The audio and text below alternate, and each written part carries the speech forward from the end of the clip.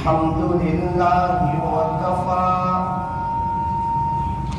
وسلام على عباده الذين اصطفى أما بعد فأعوذ بالله من الشيطان الرجيم بسم الله الرحمن الرحيم كل نفس ذائقة الموت صدق الله مولانا العظيم وقال النبي صلى الله عليه وسلم التائب من الذنب كمن لا ذنب له أو كما قال عليه الصلاة والسلام. درود پاک پڑھیں.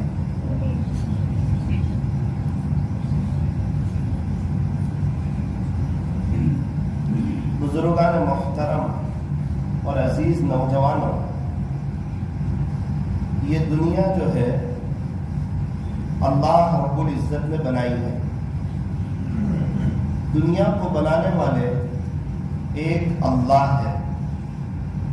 آسمانوں کو بنانے والے، زمین کو بچھانے والے، پہاڑوں کا نظام چلانے والے، سمندروں کا نظام چلانے والے، ہواؤں کا نظام چلانے والے، ماں کے پیٹ میں کئی اندھیری کوٹھڑیوں میں مجھے اور آپ کو تیار کرنے والے، ایک ناپاک قطرے سے پورے انسان کو بنانے والے، فرمایا کہ وہ ایک اللہ ہے. آسمان سے پانی وہی برساتے ہیں، زمین سے غلے کو وہی اگاتے ہیں، انڈے سے بچے کو وہی نکالتے ہیں، اور ساری دنیا کا نظام وہی اللہ چلاتے ہیں. اور اللہ تعالیٰ بڑے طاقتور ہیں اور بڑے زبردست ہیں، اور اللہ تعالیٰ ہر چیز پر قادر ہے. یوں فرمایا کہ اللہ جو چاہے وہ کر سکتے ہیں، کیونکہ وہ خالق ہے، وہ مالک ہے، وہ بادشاہ ہے، وہ شہنشاہ ہے، وہ احکم الحاکمین ہے، وہ بادشاہوں کے بادشاہ ہے، وہ تاجدار مدینہ کے رب ہے. وہ چاہے تو ذلت کے نقشوں میں عزت دیتے ہیں، اور وہ چاہے تو عزتوں کے نقشوں میں ذلت دیتے ہیں.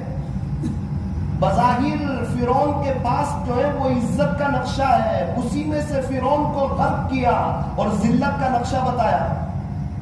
موسیٰ علیہ السلام اور ان کا لشکر جو ہے بظاہر کمزور ہے اور کوئی زیادہ سامان نہیں ہے، لیکن دریا پار کروا دیا اور ذلتی کے نقشے میں سے عزت کو دے کر بتایا کہ عزت دینے والے بھی اللہ اور ذلیل کرنے والے بھی اللہ.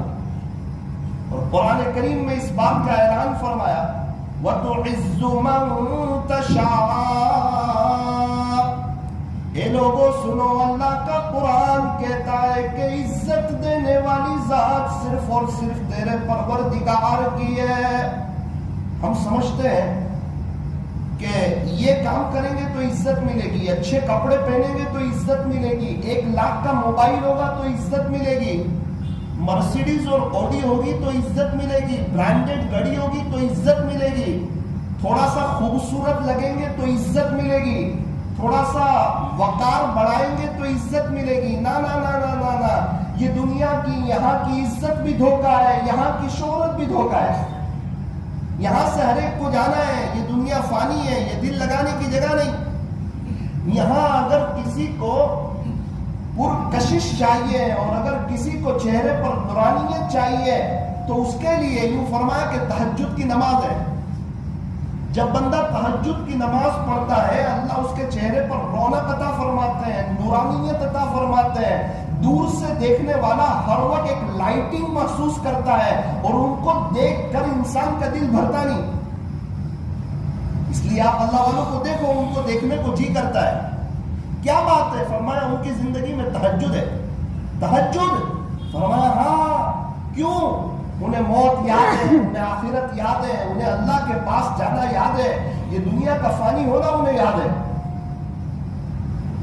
کل ہمارے یہاں ایک سیدھے سادے شخص بیٹھے ہوئے تھے، دیکھنے میں سیدھے سادے کپڑے. میرے دادا نے کہا کہ ثاقب کو کچھ بتاؤ. کیا بتائیں غفلت میں زندگی گزری ہے. بتاؤ گھر کا بچہ ہے بتا دو. بیٹا کیا بتاؤں, منشی اللہ دتا رحمت اللہ علیہ سے مرکز پر بیعت ہوا تھا 30 سال پہلے. بیعت کے بعد کہا بیٹا 2 معمول کرنا, 2 معمول. ٹھیک ہے حضرت, کیا کروں, کتنی رکعت تہجد پڑھتا ہے؟ میں نے کہا 12. بیٹا ایک کام کر, 2 پڑھنا, کوالٹی والی پڑھنا, اللہ کو پسند آ جائے ایسی پڑھنا, وہ خوش ہو جائے ایسی 2 رکعت, لیکن پوری زندگی پڑھنا. پڑھے گا؟ حضرت پڑھوں گا. دوسرا عمل کیا کروں؟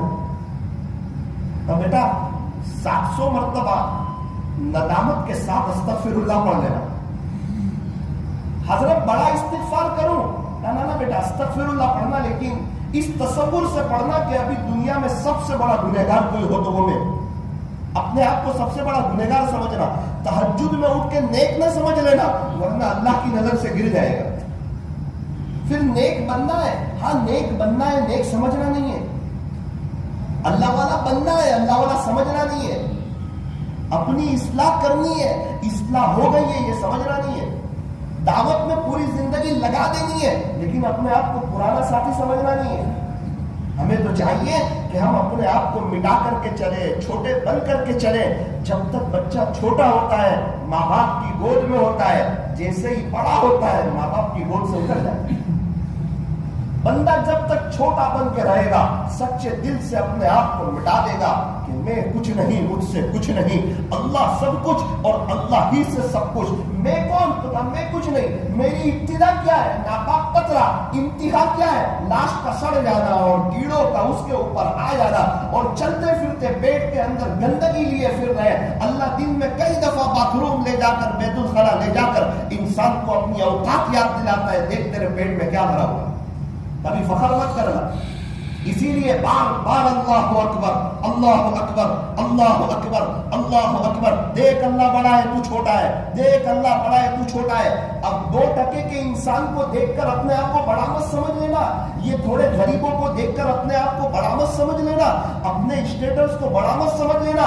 اللہ یاد رکھنا کہ اللہ سب سے بڑا ہے. اس لیے جب پیدائش ہوئی تھی تو ہم جب دنیا میں آئے تھے, داہنے کان میں جو اذان کہی گئی تھی, سب سے پہلے یہی جملے بتائے تھے, اللہ اکبر, اللہ اکبر, اللہ اکبر, اللہ اکبر. اللہ بڑا ہے, اللہ سب سے بڑا ہے. یہ دنیا کو اہمیت نہ دے دینا, دنیا کو بڑی چیز نہ سمجھ لینا, اس دنیا کی وجہ سے اپنی آخرت کو برباد نہ کر دینا, گراہک کو کہیں خدا نہ سمجھ لینا, گراہک کی وجہ سے رکعت نہ چھوڑ دینا. یہ خدا نہیں ہے, یہ 2000 کا چلا گیا تو اللہ 5000 کا گراہک بھیجنے پر قادر ہے.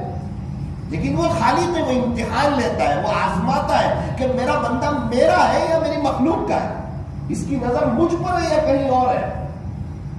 اسی لیے لاک ڈاؤن میں دکانیں بند, فیکٹری بند, بازار بند, اور پوری دنیا والوں کو رزق پہنچا کر کے بتایا کہ رزق دینے والی ذات صرف اور صرف میری.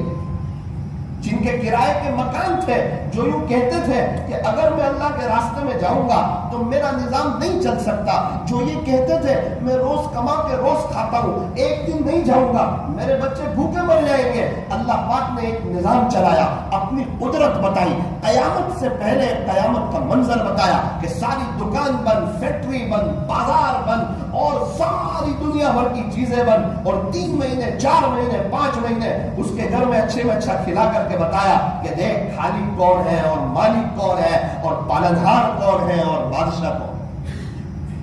اور اس کو سمجھایا رزق کی وجہ سے مجھے ناراض نہ کرنا, میں رزق دینے میں تیری دکان کا محتاج نہیں, میں رزق دینے میں مکان کا محتاج نہیں, میں رزق دینے میں چیزوں کا محتاج نہیں, میں رزق دینے میں اسباب کا محتاج نہیں. دیکھ لاک ڈاؤن میں پوری دنیا بند تھی, تجھے رزق پہنچایا. اگر رزق دینے میں اسباب کا محتاج ہوتا تو ماں کے پیٹ میں تجھے کھانا کون کھلا. ارے اللہ کا رزق کا نظام تو دیکھو, ماں کو دودھ نہیں آ رہا ہے, جیسے ہی بچے کی پیدائش ہو رہی ہے اور ادھر حرکت ہو رہی ہے, دودھ آ رہا ہے. یہ کون ہے جو نظام چلا رہا ہے, کون ہے جو خالق ہے. اور اس دنیا کی وجہ سے یہ چند ٹکے کی دنیا, یہ معمولی دنیا, یہ فنا ہو جانے والی دنیا, یہ ختم ہو جانے والی دنیا, اس دنیا کی وجہ سے ہم اپنے اللہ کو بھولے ہوئے. ہمارے پاس قرآن شریف کی تلاوت کے لیے وقت نہیں, ہمارے پاس تہجد کی نماز کے لیے وقت نہیں. کیا کریں صاحب مولانا, وہ تو لیٹ سوتے ہیں, ہم گاؤں والے تھوڑی ہے کہ جلدی سو جائے. وہ گاؤں والے کی طرح تجھے بہت کام آئے گا آخرت میں, وہ جلدی سونا کام آئے گا, وہ رات کو اٹھنا کام آئے گا. تو مجھے کہنے لگے کہ مولانا منشی اللہ دتہ رحمۃ اللہ علیہ سے بیعت ہوا تھا, 30 سال ہوئے, 30 سال سے کبھی بھی رات کو 3 بجے بعد نہیں سویا. گزشتہ کل کی بات کرو, میں تو پورا ہل گیا. میں نے کہا آپ کیا کہہ رہے ہو؟ بیٹا سچ کہہ رہا ہوں, کسی کو نہیں بتایا, یہ تیرے دادا نے کہا اس لیے تجھے بتا. 3 بجے بعد کبھی نہیں سوئے, اور کبھی نہیں سوئے.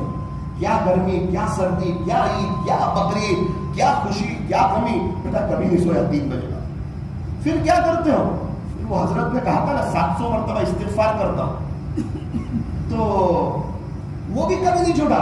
نہ بیٹا وہ بھی کبھی نہیں چھوٹا. وعدہ لیا تھا کہ پابندی سے تہجد پڑھوں گا اور پابندی سے استغفار کروں. ان کے پاس وقت ہے اللہ کو یاد کرنے کے لیے. حضرت مولانا طارق جمیل صاحب کو سن رہا تھا, میں تو ہل گیا. حضرت وجدہ میں آ گئے اور کہنے لگے, اے لوگوں, کیا تمہارے پاس اللہ کے لیے وقت نہیں ہے؟ میں اتنا مشغول انسان ہوں, دنیا بھر کے سفر ہو رہے ہیں, اس کے باوجود حضرت فرماتے ہیں مجھے یاد نہیں ہے کہ 92 سے کبھی میری تہجد چھوٹی. اللہ اکبر. نیکیوں کا ذخیرہ ہے جس کے پاس, نیکیوں کا انبار لگا ہوا ہے. روز لوگ ان کی کلپیں سن کے توبہ کر رہے ہیں, ان کے پاس اپنے اللہ کو منانے کا ایسا وقت ہے. 92 سے 30 سال ہونے آئے, فرماتے میری تہجد نہیں چھوٹی. اللہ اکبر. پھر وجدہ میں آ گئے, فرمایا 85 سے آج تک میری قرآن شریف کی تلاوت نہیں چھوٹی. کوئی معمولی بات, استقامت, پابندی. میرے عزیزوں, میں یہ کہنا چاہتا ہوں, یہ میں آپ سے نہیں کہنا چاہتا, میں اپنے آپ سے بھی کہنا چاہتا ہوں, یہ دنیا فانی ہے, ختم ہو جانے والی ہے. یہ دنیا دھوکے کا گھر ہے, یہ مچھر کا پر ہے, یہ مکڑی کا جالا ہے, یہ چھوڑ دینے کی جگہ ہے, یہ دل لگانے کی جگہ نہیں, جگہ جی لگانے کی دنیا نہیں ہے. یہ تو عبرت کی جا ہے, تماشا گانے میں. اس لیے فرمایا کس کی دکان چل رہی ہے وہ نہ دیکھو, کس کی دکان پر گراہکی زیادہ ہے وہ نہ دیکھو, کس کا مکان کیسا ہے, کس کا گھر کیسا ہے وہ نہ دیکھو, کس کا شو روم کیسا ہے, کس کا اسٹیٹس کیسا ہے وہ نہ دیکھو. پھر کیا دیکھے؟ اٹھتے ہوئے جنازے دیکھو, شکستہ قبریں دیکھو. کبھی کبھار میں قبرستان جاتا ہوں اپنے اوساری میں, ایک ایک کو یاد کرتا ہوں کہ جن کا مول تھا وہ کہاں ہے, وہ کوئی نہیں ان کی قبر پر. اچھا جس کا شو روم تھا وہ کہاں ہے, یہاں سوئے ہوئے, کوئی نہیں. وہ جو ایک ساتھی ہمارے یہاں بہت غصہ کرتے تھے, ان کا غریبوں پر ایک دم ورچسپ بتاتے تھے, وہ کہاں ہے, وہ یہاں سوئے ہوئے, ان کے پاس بھی کوئی نہیں. 20 مرتبہ جاتا ہوں, 19 مرتبہ ایک آدمی قبرستان میں نظر نہیں. یہ دنیا فانی ہے, بعد میں کوئی کسی کو یاد نہیں کرتا. کبھی یہ نہ سوچنا کہ بعد میں وہ پڑھ کے بخش دے گا, وہ پڑھ کے بخش دے گا. نہ, یہ دنیا ایسی عجیب ہے کہ میرے اور آپ کے پردادا کا انتقال ہوا, کیا ہم میں سے کسی کو یاد ہے کہ ہم نے ان کے لیے 10 روپیہ اثار ثواب کیا ہو؟ کسی کو یاد ہے کہ پردادا کی بہت یاد آ گئی کہ ان کی برکت سے میرے دادا ہے, ان کی برکت سے میرا ابا ہے, ان کی برکت سے میں آیا, چلو تو ان کے لیے کچھ 10 روپے اثار ثواب کر دے. ہاں بھائی, یہ دنیا فانی ہے, یہ مطلب کی دنیا ہے. تو کیا خیال ہے ہمارے بچوں کے بچے ہم کو اثار ثواب کریں گے؟ ارے نام تک بھول جائیں گے. اور قبروں میں کئی لوگ سوئے پڑے, کوئی 5000 سال سے, کوئی 4000 سال سے, کوئی 3000 سال سے, صحابہ 1400 سال سے, تابعین 1300 سال سے, تبع تابعین 1200 سال سے. اللہ والے کئی جگہ آپ قبر میں پڑے ہوئے ہیں, پتہ نہیں قبر کا زمانہ کتنا ہوگا. پھر آخرت کی زندگی, لامحدود زندگی, کبھی نہ ختم ہونے والی زندگی, کبھی نہ فنا ہونے والی زندگی. اچھا تو ساری بات کا خلاصہ کیا ہے؟ بزنس چھوڑ دے, تجارت چھوڑ دے, دکانیں بند کر دے, نوکری پہ سے ہٹ جائے. فرمایا نا, یہ نہیں کہا جا رہا. یہ کہا جا رہا ہے اذان ہو تو چھوڑ دے, اذان ہو تو چھوڑ دے. یہ کہا جا رہا ہے کہ گراہک کو خدا نہ سمجھ لے. یہ کہا جا رہا ہے کہ جھوٹ نہ بولے, دھوکہ نہ دے, تانا نہ دے, ایک بتائے بغیر مال نہ بیچے, نظر گراہک پر نہ جمائے, اللہ پر جمائے. ہمارا بس کی محنت ہے دکان کھولنا, رزق دینے والی ذات اللہ کی ہے. ہر حال میں اپنے اللہ سے خوش رہے, اپنے خالق سے خوش رہے, اپنے مالک سے خوش رہے. وہ اللہ نے مجھے اور آپ کو صحت دی ہوئی ہے, تندرستی دی ہوئی ہے, یہ بہت بڑی نعمت ہے. صحت اور تندرستی کوئی معمولی نعمت نہیں. ہمارے نوساری میں بہت بڑے ڈاکٹر 7 سال سے ان کو لکوا لگا ہوا ہے، 7 سال سے کوما میں ہے، کچھ سمجھ میں ہی نہیں آ رہا ہے. میں دیکھتا ہوں میری دادی کو 10 سال سے کوما میں ہے، لکوا لگا ہوا ہے، کوما میں بیٹھے ہوئے ہیں، اذان کی آواز سنتے ہیں، تڑپتے ہیں، ہاتھ اٹھاتے ہیں، کر کچھ نہیں سکتے. ابھی ایک نوجوان کے بارے میں پتا چلا سورت میں 3 سال سے کوما میں، 14 سال کی عمر تھی کوما میں گیا تھا، 17 سال کی عمر کوما میں. ابھی مہاویر ہاسپٹل میں سے آ رہا ہوں آدھا گھنٹہ پہلے، پارکنگ بھی ملی اندر، پارکنگ پوری ہاسپٹل بھری ہوئی ہے، کوئی رو رہا ہے، کوئی تڑپ رہا ہے، پورا آئی سی یو روم بھرا ہوا ہے. نوجوان لوگ ویل چیئر پر ہے، کسی نے وہ لگایا ہوا ہے، اور میں اور آپ نے صحت دی ہوئی ہے اللہ نے، کوئی بیماری نہیں، تندرستی نہیں. لیکن افسوس اس کو نعمت نہیں سمجھ رہے، پیسے کو ہی نعمت سمجھ رہے. پیسہ ہے تو نعمت ہے، ورنہ نعمت نہیں. نہ جو سانس اندر جا رہی باہر نعمت ہے، آنکھ سے دیکھ رہے نعمت ہے، زبان سے بول رہے نعمت ہے، کان سے سن رہے نعمت ہے. ہمارے یہاں 2 بچے ایسے ہیں، ان کے ماں باپ نے 25 لاکھ روپے خرچہ کر دیا، ابھی تک بول نہیں سک رہے، سن نہیں سک رہے. ایک مدرسے میں جا کے آیا، 50 بچے سب نابینا، ان کے استاد بھی نابینا. وہاں پتا چلا ثاقب آنکھ بھی اللہ کی نعمت ہے، کان اور زبان بھی اللہ کی نعمت ہے. شالیمار کے قریب ایک شخص نے کڈنی کا آپریشن کروایا سری لنکا میں، 60 لاکھ روپے خرچ ہوا. اس وقت پتا چلا کڈنی کا صحیح سالم ہونا یہ بھی اللہ کی نعمت ہے.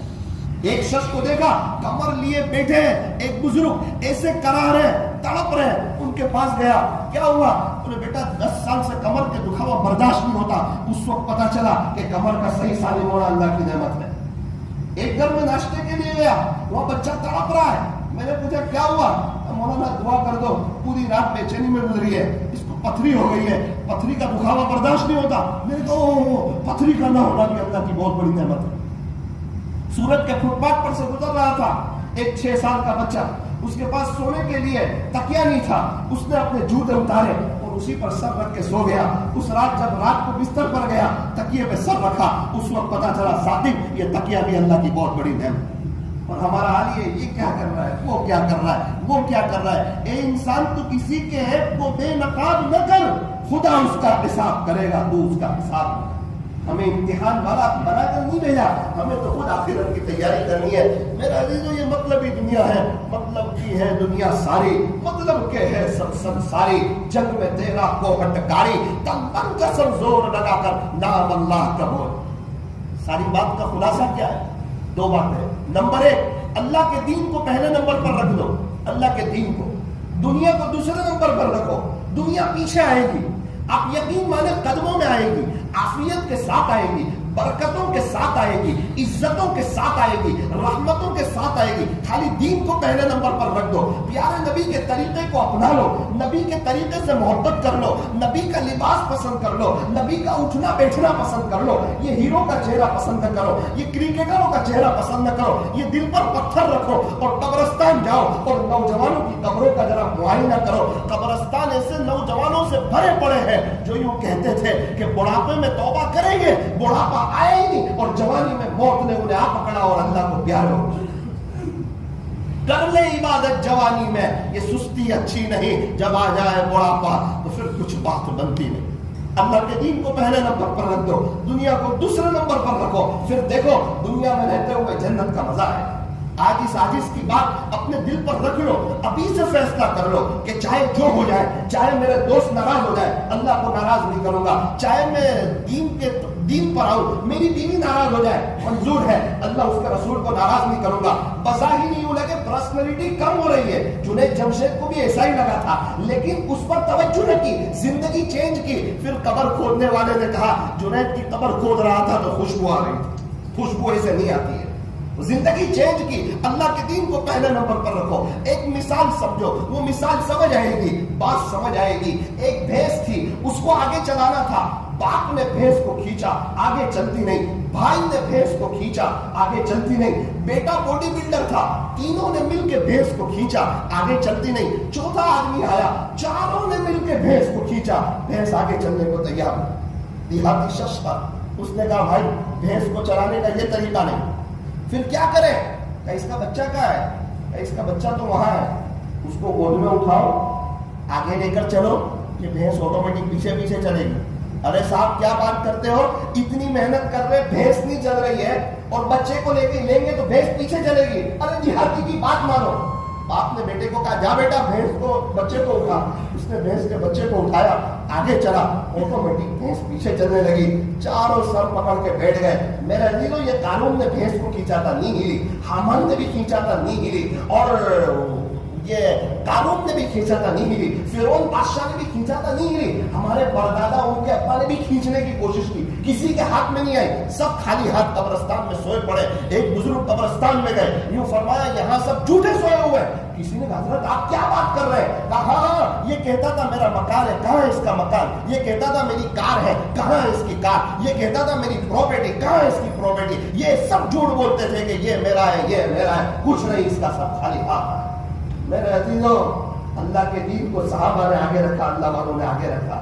دنیا ان کے پیچھے پیچھے چلی. وہ بھینس کا جو بچہ ہے وہ اللہ کا دین ہے, اور بھینس دنیا ہے. اگر بھینس کو پیچھے چلانا ہے دنیا کو, ایک ہی طریقہ ہے, اللہ کے دین کو لے کے آگے چلو, یہ دنیا پیچھے پیچھے چلے گی. اللہ تعالی ہمیں دین کو سامنے رکھ کر کے شریعت اور سنت کے مطابق زندگی گزارنے کی توفیق عطا فرمائے. آج جمعہ کا دن ہے, غسل کر کے آئے. ایک وہ دن آنے والا ہے, غسل دیا جائے گا, کفن پہنایا جائے گا. میرے عزیزوں, مجھے اور آپ کو دنیا سے جانا ہے. ہمیشہ اپنی موت کو یاد رکھنا, اللہ کو یاد رکھنا. اللہ تعالی ہمیں اپنے راستے میں وقت لگاتے رہنے کی توفیق اور سعادت نصیب